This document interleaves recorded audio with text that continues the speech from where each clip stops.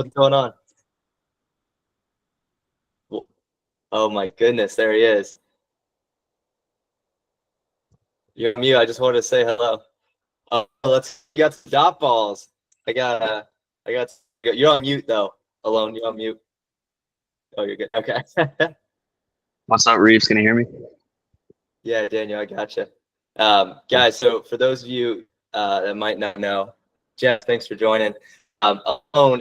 What's your official title? You're assistant big league pitching coach with the Reds? Yeah, assistant pitching coach. Cool. I love it. Good deal. What did you think from your perspective? What we were just talking about the Boone move of bringing in Nestor instead of Tim Hill. What are your thoughts? I'll tell you what, I fell asleep. I was in Singapore the week before, and I'm still jet lagged, so I didn't see it live. So, give me, what was the situation? Bases loaded. Right. He gets Ohtani. Yeah, you got to go Tim Hill because you got to go for a sinker ball. Right, and because he's my boy, so it's like I know Nestor too from Seattle, but he doesn't really throw a sweeper. Right. Tim? He doesn't really, does he? I don't think so. From down here? Yeah. Doesn't he? I mean, it sweeps across it, though. Yeah, maybe. But I mean, throw the sinker. Throw the sinker. Just let him try and roll it over. Not the middle heater. Okay. Well, cool. Yeah. Well, I would have. I might wait a couple of minutes, but we'll just so. Okay. Good deal. One, I just want to say thank you guys for hopping on. I put a lot into these, and it's just cool to you guys, hop on and show me some love. So today, a little overview is just going to be going over some pitch shapes. Not too much in terms of necessarily like pitch design. I'm going to save that for a different call, but just kind of an overview of, we were just talking about, Till and you're going to go watch, Bueller and understanding kind of what their shapes look like. So today is just going to be pitch shapes of one-on-ones. Give me 1 second here and we'll be rocking and rolling. Really quick, I think everybody, Jeff, maybe besides you, but I know you said you read my bio. So honestly, just breeze through this, but you guys know, as a pitching coach with the Mariners in 2022. Before that, I was at UNO, picked by the Mariners. And, in 2019, Alone was actually my low A pitching coach. So, full circle here. First one. Taught me everything I know. First pro pitching coach, right? First pro pitching coach. Absolutely. There you go. Yeah. So that's why we're still in touch. And that's why we're still in touch. I learned so much from you. So thank you. And so you guys know, I mean, my mission is to help as many guys as possible, at least in college. And if it's beyond that, even better. But yeah, my job is to leave no stone unturned for you guys to make sure that giving you guys everything I got here. So, all right, diving into it. So let's define pitch.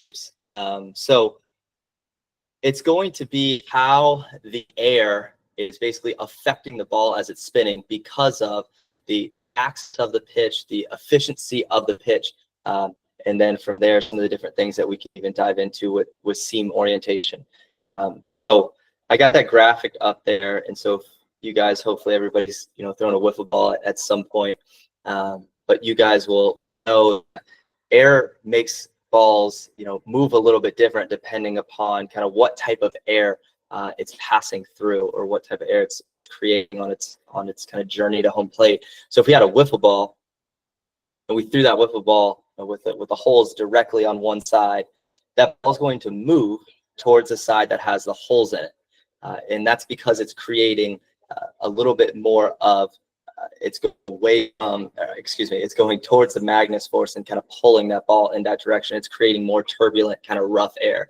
Same thing if you guys were on a plane and you're going through quote turbulent air, that plane is almost getting lifted because of that type of air that you're going through. So overall, going to be how that air is basically affecting the baseball because of the spin, because of the tilt, and then we can dive into some of the effects as well. Okay, so a couple of just key terms that we need to understand to be able to just talk about the world of pitch shapes. So first of all, we've got I've got my clean fuego here, and we're going to talk about measured tilt and what measured tilt is. And you can think of it as really as which way the baseball is just spinning out of the hand. So for Tyler Glass now, pretty close to being on a righty fastball. It's going to be pure backspin. It's going to be spinning close to that 12 o'clock axis, and that's that measured tilt. So if we're looking over here at the tilt, excuse me, over here at the 145, going to the measured tilt out of the hand, and you guys can see a difference here. We're going to talk about why there's a difference here in a couple of slides, but that's the measured tilt. So just the way that baseball is spinning out of the hand, we use it as basically a clock face, right? So if it has that backspin, pure backspin is 12. If it was pure topspin, it'd be 6 o'clock, and so on and so forth.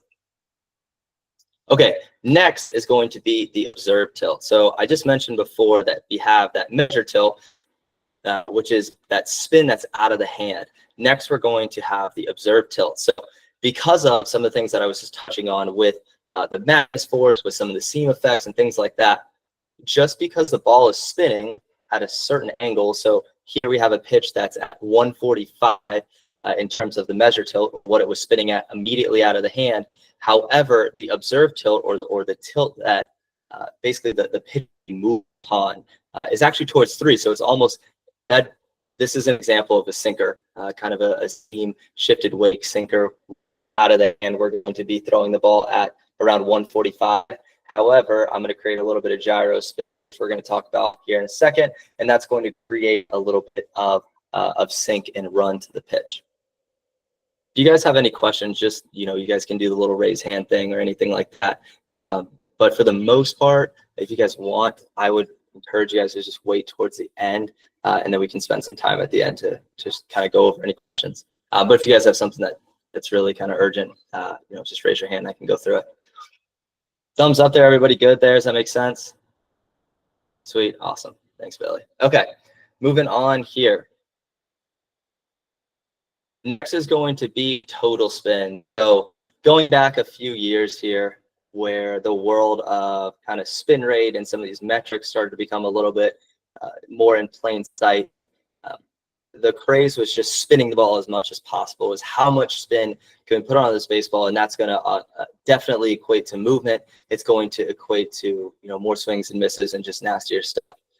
Well, that's not entirely wrong if we're spinning pitches on a poor axis, which we'll dive into here in a few slides. Just because it has a lot of spin doesn't make it an effective pitch.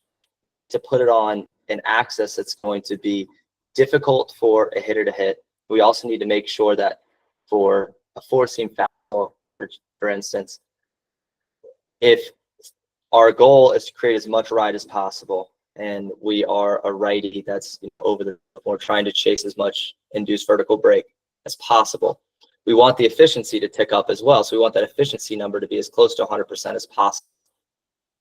So just because we spin the ball a ton doesn't necessarily mean that it's going to have the move profile that is best suited for our arsenal and our arm slot. So it was great to start to get some of those pitch data, just numbers in terms of like that total spin and things like that out of the gate. But there's a little more nuance to it. Okay, so spin efficiency, I touched on it a little bit ago when we were talking about the difference between that measured tilt and the observed tilt. But I have this graph up here, and you guys can watch me change over there up here in the kind of the right, where I'm starting to change the gyro angle. So on a pitch, I would have total pure kind of perfect backspin. Again, we'll go back to this 12 o'clock axis. Pure total backspin is going to have 100% spin efficiency. It's going to have a very, basically no amount of gyro degree or kind of football or bullet spin onto the pitch. However, when you guys watch me drag that kind of slider up there, you'll notice that that ball is starting to shift and have a little bit more bullet and football-y spin. So that is messing with the spin efficiency of a certain pitch. So, I keep referencing this clean figure, but, with a football, the way that we know that we spin a football really well is it spirals. And truthfully, before they really came up with these guys, there wasn't really a great way to kind of feel and understand how well we were at specifically creating backspin onto a ball. So this is almost like us or pitchers understanding, us trying to create this backspin in the same way that a football quarterback is trying to throw a perfect spot. So summarizing that, it's just the percentage of total spin that's actually directing the movement of the pitch. So when we throw a pitch like, through the other night, there's more of a gyro slider. That gyro slider is going to have a lot more of gyro spin. And so it's going to spin more like a football, and it's just going to die down and maybe have a little bit of glove side movement. So it's that football spin. All right, moving on here. Okay. So if you guys have ever thrown on Rapsodo or TrackMan, or this is actually Yakkertech data last year, you guys will see these movement plots. And these movement plots is just an X and Y chart, basically showing the amount of movement that each pitch is created because of the spin and the tilt and things like that. So we're going to start with induced vertical break. So it's going to be this Y-axis here. So because of the effects that I talk about with seam orientation, with spin rate, with tilt, with gyro degree, that's going to change. So up here is basically a cluster of my fastballs, and we're going to talk about fastballs first. That's going to change how much that pitch is going to almost, in a sense, rise. It's not actually rising, but rise or almost resist on its way to home plate. So I'm going to go in and read this full definition here, and we're going to talk about it a little bit more. But induced vertical break, or you guys might hear it, IVB, is the distance between the height at which the ball crosses home plate and the height at which it would have crossed if it traveled in a straight line from release and was affected by gravity. And that's usually reported in inches. I've never seen it reported in centimeters, but most of the time it's inches. So when we're looking at that XY chart, and we're looking at kind of the ride or induced vertical break, that's really going to be an indicator of how well a guy can create backspin onto a baseball and backspin closer to a 12 o'clock axis. So for a lefty, generally going to be within that maybe 11:15, more like 11:30-ish, kind of inward towards 12. And then for a righty, it's going to be around that 12:30, 12:45, as close to 12 o'clock. Ideally to create as much vertical break as possible. So you guys can see there I have that movement chart up. And so I would sit around 19 to 20 inches of vertical break. And I was really good at creating just efficient spin and putting it on a pretty good tilt. So that's induced vertical break. On the same side of that, so that's talking about more of the backspin of the induced vertical break. We can also have induced vertical break in terms of topspin. So the bottom cluster down here is going to be from my curveball this past season. So my goal with that pitch was to basically flip the spin of my fastballs and to be able to flip the tilt. So on my fastball, I'm backspinning it kind of around that 1-ish o'clock. Sometimes I would get into like 12:45 on a couple, maybe 12:30. And then my goal then for my breaking ball was get around 6:15 to 6:30. I'm flipping the spin and just trying to create top spin, efficient spin as possible. It's hard with breaking balls, with curveballs to really get true 100% spin efficiency. Generally, it's going to have, the best breaking balls that I've usually seen kind of hover around that 80-ish percent efficiency. It's just natural. We're going to get a little bit of kind of gyro spin as that ball is coming off our fingers. So induced vertical break is not just ride. It's also talking about depth as well. Okay, moving on here. Next is going to be horizontal break. So looking at my movement plot, I'm not a guy that really sweeps the ball or sinks the ball a ton. I'm more of a north and south pitcher. So I don't create a ton of horizontal break. But this little cluster here, that's the yellows and my like 5 changeups that have maybe a little bit more horizontal break or not even. These yellow pitches here are going to be the slider. So I was generally around 5 to 10 in terms of how much movement I'm creating laterally. So when we were talking about our fastball or our breaking ball in terms of that induced vertical break, where it's really focusing on backspin or really focusing on spin, with guys that really have a ton of horizontal break, you're going to see them want to sweep the baseball in terms of either going the glove obviously with sweep, or if they are really good at creating more run or sink onto their pitches, it's going to be going more towards their arm side. So that's horizontal break, just moving east and west on that chart. Does that make sense, everybody? Everybody good there? Cool. Awesome. Really. Somebody raise a hand. Oh, okay, cool. Thumbs up. Awesome. Oh, good. Okay, awesome. So, okay. So some key terms here. So it's not purely, when we're talking about pitch shapes, it's not purely just induced vert. It's not purely just horizontal break. There's some other things that go into kind of understanding how these pitches are going to play into the zone as well. So we're going to talk about release height, release side, and then extension. So release height is simply just how high from the rubber that ball is kind of exiting our fingers. Release side is how far laterally that pitch is kind of coming out of our fingers. And then extension is how close to home plate that the ball is coming out of our fingers. So I'll use myself as an example, and I have a cool little graphic, and Alone you'll probably recognize it here when I pull it up. But more height isn't always better, or more side isn't always better. There's a little bit of caveat, and maybe Alone in a little bit you might be able to shed some more light on this. In terms of extension, generally more extension is better, but don't think that we need to just hunt as much release height as possible or as much side as possible. There's certain things that we can look at that kind of work back from a pitcher's arm slot and how they throw certain pitches and what their arsenal is that are going to determine what best is in terms of maybe moving some things around, whether pitch shape or talking about maybe trying to cheat a certain slot and things like that. So pull up the graphic here. And just simplifies everything. So MLB average is right around about 5'8", 5'9" for release height. It's about right under 2 feet in terms of release side. And then from there, extension is just, I would say it's just past about 5.5 feet. But you guys can see over here on kind of this release type, right? So we've got our Tyler Glass now, where it's super downhill, really over the top. We've got a kind of average stock righty guy here, right? We're going to have guys that are a little bit, we're referencing Hill. We're obviously going to have our guys that are sidearm or maybe throwing a little bit above that sidearm. We can have, a Chris Sale that's really basically throwing across his body, and it's going to be more of that crossfire. And then obviously we have guys like Tyler Rogers as well that are going to be more of that summer slot. Based upon how a certain guy moves, or maybe what they do really well in terms of just getting feels of pitches out of hand, we can start to understand maybe how we want to leverage a certain slot that's going to really sync up with a guy's just movement patterns, preferences, and then understanding how well that might fit into the pitch shapes that they're already, just really good at throwing. Does that make sense to everybody? Cool. Awesome.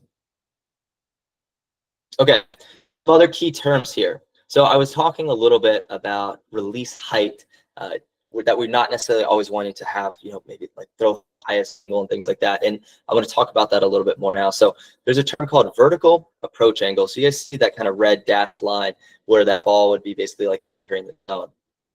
So, and I'll go back and reference myself because I'm 5'7" and a shorter guy, but my ball carries well.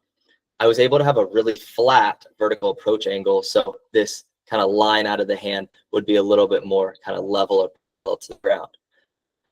When you have guys like a Tyler Glass now, and they're throwing a pitch from a really high slot, and then they're throwing it down into the zone, you're going to notice that that angle is going to be really steep, so their vertical approach angle is going to be really steep. And again, I'm kind of just hammering home on fastballs here, but those pitches or the angle will change as well as when we're throwing different pitches. Like a breaking ball is going to be a little bit steeper and things like that. So there's going to be averages in terms of height and side and even extension for the MLB data. But just giving you guys an understanding that you need to cheat to be really high, and to be honest, you don't even have to cheat to be really low. It's dependent upon how you naturally move, and you can fit pitches and pitches to understand how it's going to sync up best for your own arsenal and your own just natural kind of movement patterns. That's vertical approach angle. All right, next is going to be horizontal approach angle. So we'll go really far to the extreme of, right, yeah, but if we were to flip it, we had a Chris Sale or we had a Josh Hader, which is a really steep, basically almost behind a hitter in a sense, coming back in his own horizontal approach angle, to on the other side where we have, maybe a Clayton Kershaw where he throws from pretty much dead over the rubber, has a really high arm. It's not going to be too much of a horizontal approach angle. So those pitchers are going to understand their arsenals a little bit different. Kershaw, more of a north and south pitcher, he utilizes that big breaking ball. He has some ride onto his fastball versus, going into a Chris Sale where it's a very more east-west dominant type of pitcher. So horizontal approach angle is really going to be influenced by kind of arm slot, and those pitch shapes will then start to develop bigger or less approach angles just based upon the movement of them. All right, moving on here.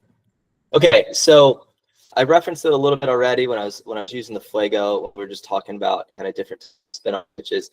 This is a super easy graphic to just be able to understand everything, and then we're going to dive into kind of each one of these a little bit more. So pulling my Fuego back out here, we're going to talk about the top one, which is just backspin. So pure backspin on a 12 o'clock axis, whether it's righty or lefty, is just going to be pure backspin coming back this way. We have the opposite of that, pure topspin, is going to be going down to that 6 o'clock axis. So it's just going to be having everything create topspin. Side spin, we're looking at it, for a righty, it's going to be towards 3 o'clock. So it's going to be spinning this way. And then we have side spin where it's going to be more of sweep. If we're talking about a right, it's going to be towards 9 o'clock and it's going to be spinning this way. So go ahead here. I've got some visuals for us. So we're talking pitch shapes. You guys might hear certain terms. So I want to dive into these terms a little bit. So ride. We're talking about ride. That's going to be when movement is above what hitters are used to seeing for a typical like backspun pitch, right? So if you guys might have heard the term like a dead zone fastball where it used to be, call it like 15 induced vertical break and 15 horizontal break. So good rule of thumb is really anything above, usually I consider about 18 inches of induced vertical break and higher is really starting to enter into high category. There's some caveats to that, again, going into release height and some different things that guys can do that still create a really flat vertical angle, even though you don't have a bunch of ride. But I want to stay on the kind of majority of things here. So when we're talking about ride, it's going to be that spin direction that's closer to 12. It would generally be a lot higher spin rate, really high spin efficiency, mostly pure backspin, and it's going to be fastballs and changeups. We're not necessarily hunting ride with a changeup, but you will see guys that will create some type of backspin on changeups, and maybe it just dies a little bit more due to velo and things like that. So ride, you can think of it as almost how much backspin that we're getting onto a baseball. Okay, next is going to be depth. So we have that backspin that's going to create kind of that ride or that lift onto the baseball. If we flip that spin, that's going to be where we're talking about curveballs and even sliders, or maybe a little bit more slurvy, but just have some depth to them. And that spin direction is going to be closer to 6 o'clock. So if you guys get to throw on a spin or photo, you see your data. If you're a righty, most breaking balls that I see for high school kids kind of fall around that 7 o'clock range, and they usually don't have the best spin efficiency. They're usually 70, 65, 70%. Good goal for you guys is to get closer to 6 o'clock your slot if you're trying to create as much depth as possible. And then you're really just working on trying to create more spin rate at a higher spin efficiency, and that's going to give you greater movement. So depth there is going to be that top spin, and then you're going to see that mostly with curveballs, and then you'll see it with some sliders as well. Okay, next is going to be run. So there's a couple caveats to this as well in terms of seam shifted wake and some different things in seam orientation. I'm not going to dive into too much of that right now. We can talk about seam effects and other things in a little bit more of a dense PowerPoint. I just wanted to have an overview and a little bit of an understanding of these pitch shapes. So when we're talking about run, I have this baseball spinning towards 3 o'clock. And so if we were a side-on pitcher and we put a baseball on that side axis right at 3 o'clock and we put backspin onto it, that's going to give us a ton of run. And so we're talking about run, if we're trying to create as much amount of run as possible, kind of similar to that backspin in terms of a guy that's maybe more over the top, creating backspin towards that 12 o'clock axis. With run, we're looking towards 3 o'clock for right-handed pitcher. Same thing, we want higher spin rate, higher spin efficiency, and we're going to call that side spin. So we're going to see that on guys that have lower slots for their fastball, and then when we have guys that are, you know, even over the top, really good at being able to get this fuego or this baseball to really roll through their fingers towards 3 o'clock. You're going to see it on some changeups as well. Okay, sweep. So obviously the world of sweepers has just exploded the last year or two. So in the same way that if we had a lower slot pitcher and he's creating basically backspin to the side at a 3 o'clock axis, for sweep, you're going to see that spin direction get closer to 9 o'clock. We're going to be spinning on its side the other way, so we're kind of getting to the front of the baseball here.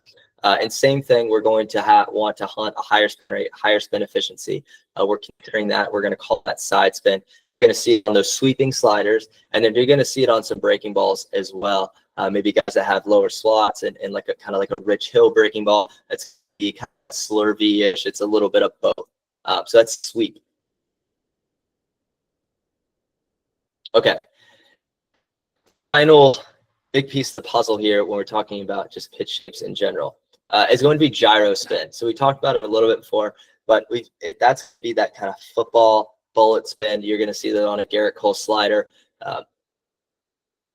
You're going to see gyro spin show up on almost all pitches, except for some guys that are really, really, really good at backspinning a fastball and having really high efficiency there. Generally, there's going to be a little bit of gyro spin, a little bit of that football spin on most pitches, but you could really see it on a gyro slider, and you know, a little bit onto a cutter is starting to enter into a little bit more of gyro spin as well. So generally, we want a little bit lower spin rate and lower spin efficiency, and that ball's just going to basically spin like a bullet on its way to home plate. It's going to die off and maybe have a little bit of glove side movement. Okay, so this PowerPoint was a little bit shorter than what we've done in the past. And I really wanted to basically hit home the big nuggets. And I want you guys to ask more personalized questions for this because there's so much that goes into arm plot and understanding different things in terms of some guys naturally just have a little bit of supination to their throws and are able to create some sing and different things like that. And Billy, you fall into this category as well. So first, Alone, if you got anything that you want to chime in or share, feel free. And anybody else, if you guys want to ask some more kind of specific questions on your individual pitch shapes, I'd be happy to dive into that. I just want to say it was pretty cool. What you said, and just talk a little bit about the vertical approach angle. You know, something that we use with the Reds is like adjusted approach angle. Pretty much you're taking away location. So if Reeves, if you were from your slot to throw up in the zone very consistently, then your VAA would be flatter, right? Whereas same slot, same release, but you're throwing down in the zone, then your VAA would be steeper. So by looking at adjusted VAA, you're looking at what angle is the ball coming in if it was middle all the time. Okay, gotcha. So that's like a cool way to like know if it is based on like his location that he has a flat VAA, or is it because of like how the release is. Now, is that stuff that you guys are using more for data, like for hitters, or is it more of understanding like data that you're actually giving to the pitcher so they can work on certain things with that? Yeah, it's just more of an understanding of like, okay, why is Alexis Diaz fastball playing so well? You know, is it because of its location or is it because of his release? So like, I'll give you an example I was looking at today, Hunter Green. Hunter Green, and this kind of goes to what you were saying. Hunter Green in April this past year had 17 inches of ride, but was from a higher slot, right? Call it 70, it was 74 inches of release height, right? Okay. 74 inches release height at 17 induced vertical break. his Okay. adjusted VAA, if he threw it right down the middle, was a 4.5. So Then, stock. yeah, under a 5 is pretty good, right? But yeah, stock. Okay. It was a 4.5. Then he had a steeper or a flatter angle in August, but he lost a full inch of ride. It was 16, and he lost 3 inches of release height. So he's throwing it. He's throwing it from lower slot with less ride, but still it was it was flatter, so it played better at the top of the zone. Cool. Interesting. Does that make Kind of like sense? a false seawall. Yeah, no, it does. I mean, Exactly.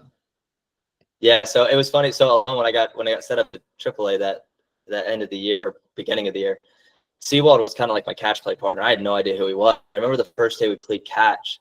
It was the funkiest, weirdest, kind of cutty fastball with a ton of ride. I had never seen anybody that does that. Where it's kind of, I mean, you remember Penn Murphy, I'm sure too, where it's lower slot, kind of like he's able to like get that wrist to like deviate this way. And yeah, so it's interesting. I just did Like a Brian Wu with Seattle.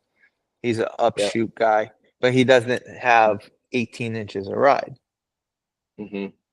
Right. So it kind of like understanding that you don't necessarily have to have a ton of ride, as long as your approach angle is good. On the other hand, sometimes you want the ride and you're sacrificing the release height. So you're willing to climb with the release height to get ride, rather than drop your release height and lower the ride. It kind of always gonna depend. So there, like you said, there's no absolutes, right? It's like based on each guy, like we have a better understanding if we're trying to shoot for ride or we're trying to shoot for vertical approach angle. And how are you guys? Is it something? And Sammy, I saw that you raised your hand too. So is there a number that you guys are trying to hit for basically adjusted approach angle, and then you're kind of working off that to see how it kind of influences that? Yeah, I mean, not necessarily like you take each guy and his like, you compare him to himself almost, right? So like look at Alexis Diaz or Hunter Green, and you look, okay, what do you do with 120 fastballs in April versus roughly the same in August? What was his BAA? Then you look at performance, right? Like what was the swing and miss rate? What was the damage? What was the zone rate? So there's so many components, but if you put a gun to his head and like, Hunter, you need a swing and miss right here, then we went with whatever, then you kind of have a better idea. And that's why you look at adjusted VAA. Okay. And I like that. not necessarily, yeah. It's probably, I don't know how you calculate that. I don't know if I'm be able to do that for my guys. I feel like I'd be staring at TrackMan data for like right, but 2 I months just straight. think it's a good, you don't have to track it, but it's a good thing to understand. It's like Absolutely.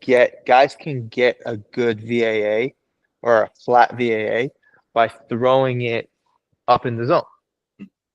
Yeah. Yeah. It's like No, I location like that. matters too. Yeah, no, 100%. Yeah. Yeah. Because I would even this last year I flashed some that were like 2, and I was like, that's not like a realistic like average. I was like, there's no way. Like that's like a throwing it to the backstop or something. So exactly. Yeah. Yeah. Okay, cool. Thank you, Alon. That's awesome. Yeah. Love that. Sammy, I know you have your hand up, man. Appreciate you being patient. What you got? Yeah, so I have 2 questions. I just wanted him to like elaborate. He was talking about Hunter Green, like how y'all messed with his like VAA depending, or like in August versus other parts of the year. And I remember he ended up getting hurt in August. It was a 15-day IL stint or something, like it wasn't crazy, but I was wondering like if there was an injury risk or like anything associated with messing with your release and stuff like that. I sorry to disappoint, but he just banged his elbow on the corner of a table, and went on the IL because he's Hunter Green, and we couldn't take any chances. I got you. Yeah, there's a The little inside inside scoop for you. Yeah.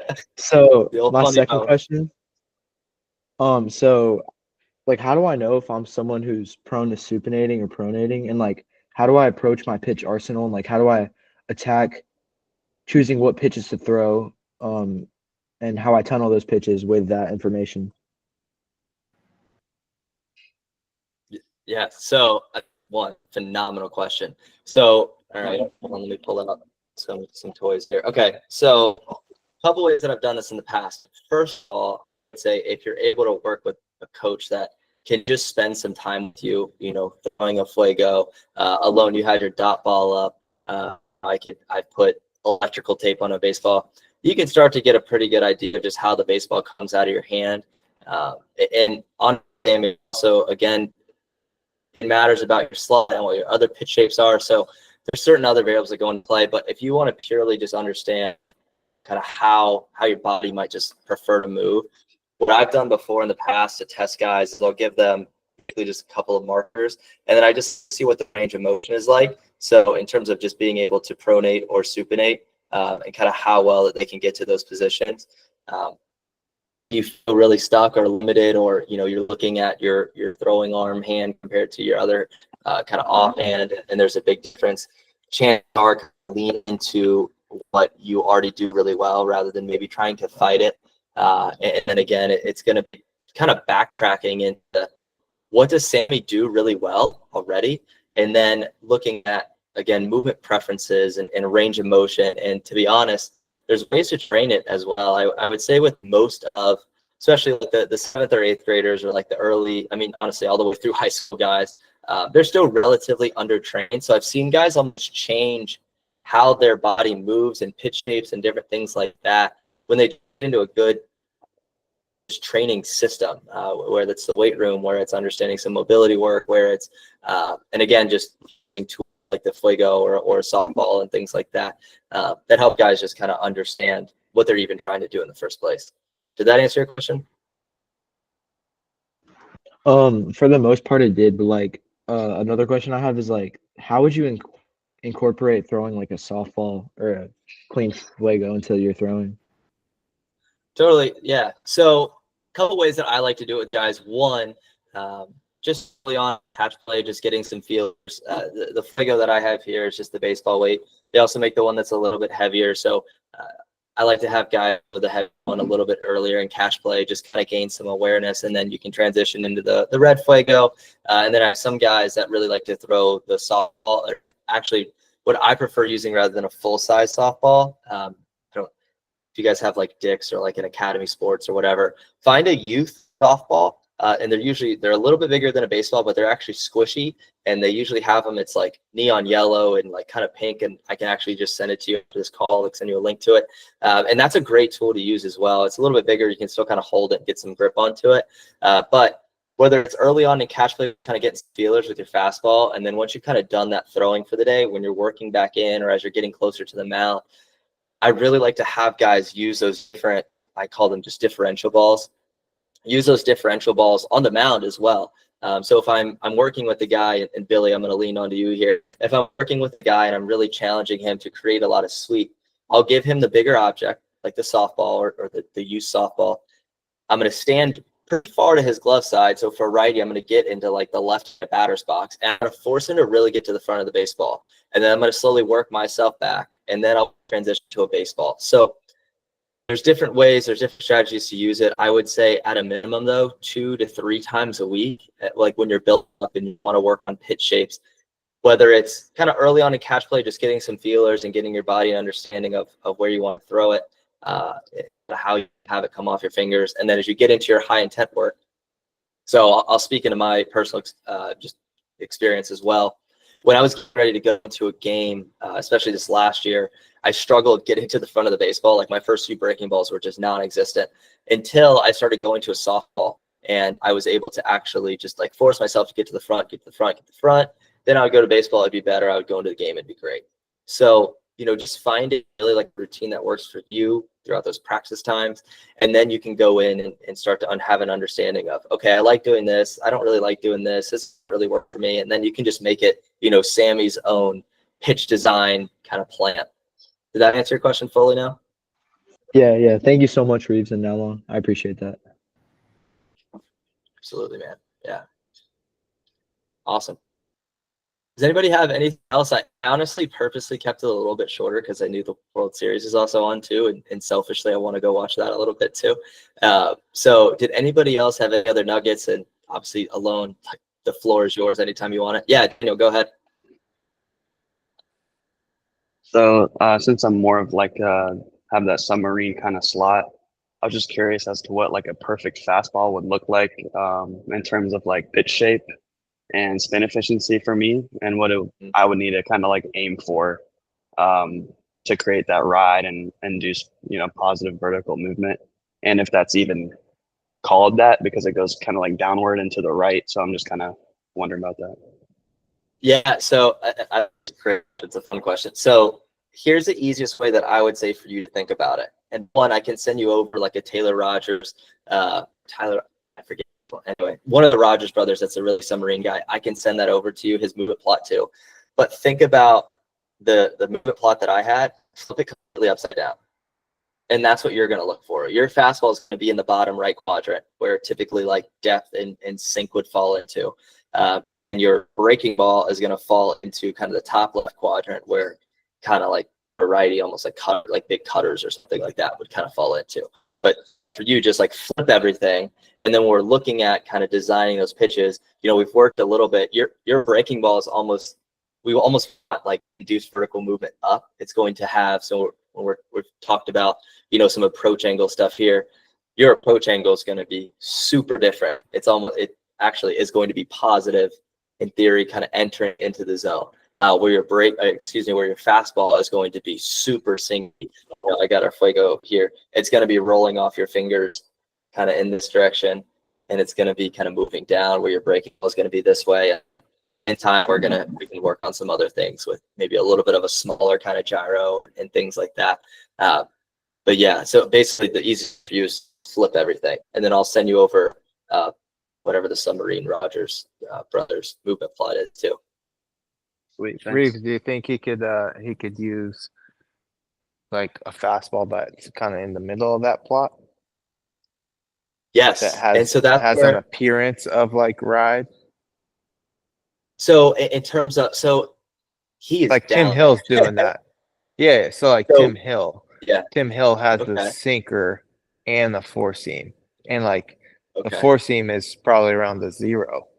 Okay. Vert wise. But it has the appearance of ride because it's coming off the sinkers. Gotcha. Yes, Daniel, we can definitely mess with something I'd be curious to see if we start to work with something that even has a little bit of like just less efficiency, almost kills some of the movement that it wants to basically go back down. If we actually kill some of that efficiency, it's going to come out a little bit more of that bullet spin. And to a hitter, it's going to actually stay, it's going to be perceived and that kind of approach angle, it's going to be actually staying a little bit straighter. Mike, alone? Yeah, and then in theory you have that sinker, that four seam, even though the four seam on the plot is at that 0 line. But it has that appearance of like this kind of just stays straight and stays up in the zone, and then the sinker's down, and you have 2 fastballs now with that. Cool. Pairing with the slider. I love it. Hell yeah. There you go, Daniel. Awesome. Thank you.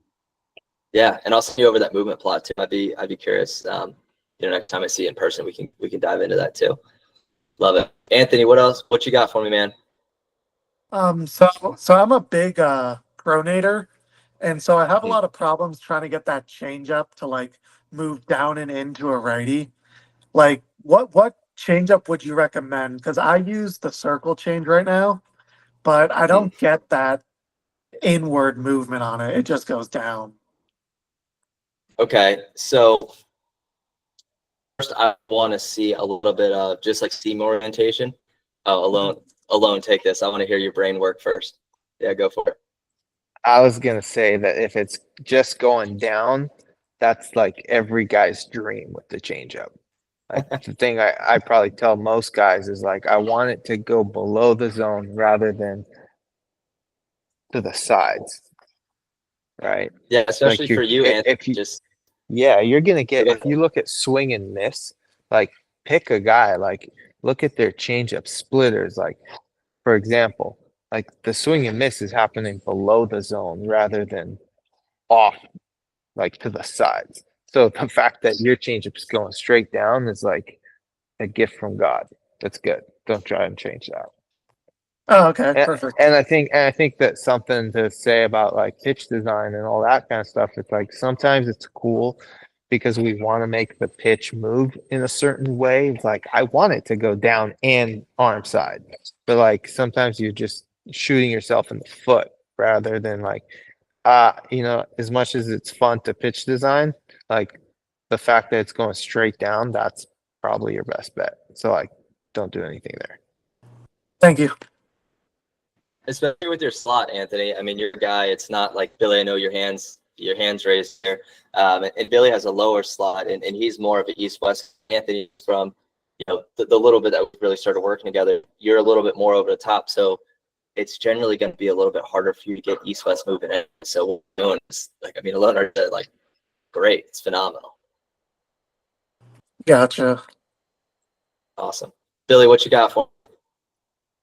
Okay, so my four seam, like I saw you Saturday, and I heard you mention a few times how my four seam's cutting.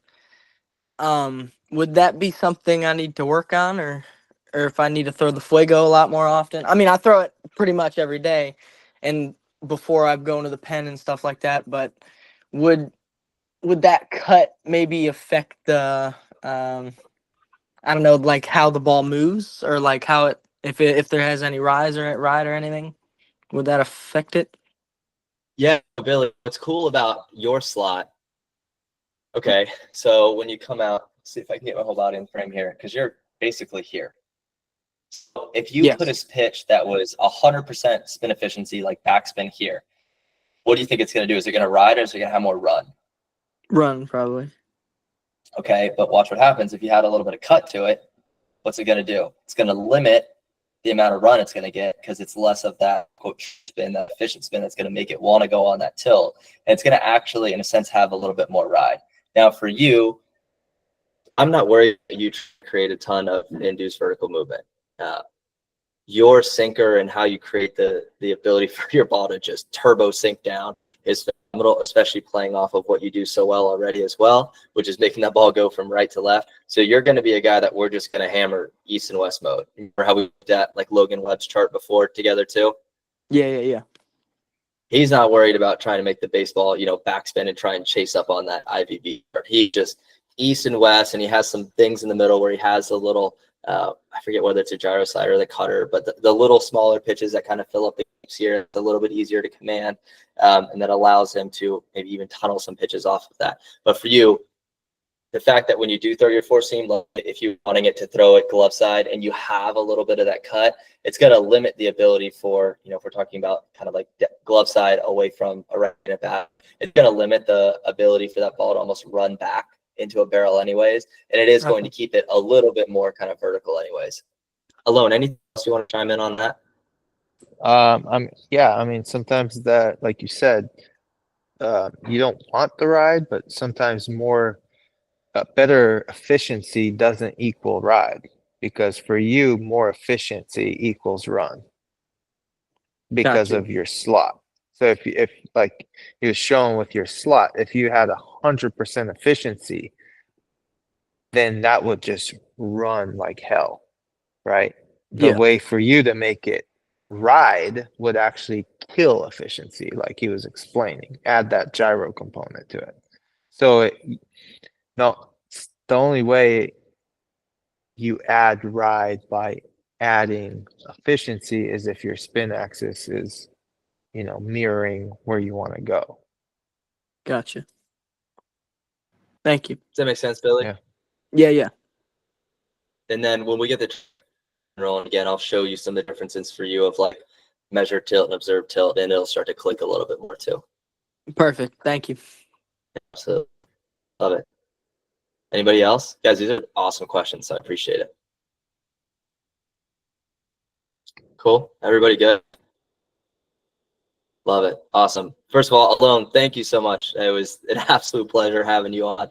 I'm sure the guys obviously really, really, really enjoyed having you on. So thank you so much. You obviously didn't have to do that. So thank you a ton. Thanks for having me, and I'm looking forward to coming on more times. Tell me when that theme orientation presentation happens. I'm in. I gotta put my my pitch coach nerd glasses on for a couple days and make sure I'm all refreshed on it. And I'll make sure you're in there for that one. There you go. Well, cool. Yeah. Well, guys, thank you so much. I really appreciate it. I'd say one more thing to the boys. Like, I mean, I was his coach, but even when I coached him, I learned from him. So it's like, take advantage of it is all I can say. I'm coaching in the big leagues, and I'm spending an hour of my time here just learning, so. Thank you a lot. I appreciate that. Yeah. So, well, guys, thank you so much again. Go enjoy the World Series. Go watch some pitch shapes. I'm going to be a baseball nerd and I actually pull up Baseball Savant and you can see the live pitch data. So I'll keep learning for you guys. But if you guys see something cool tonight and want my opinion on it, shoot me a message. Thank you so much. I love doing this. It's like Christmas for me every time I get to do this.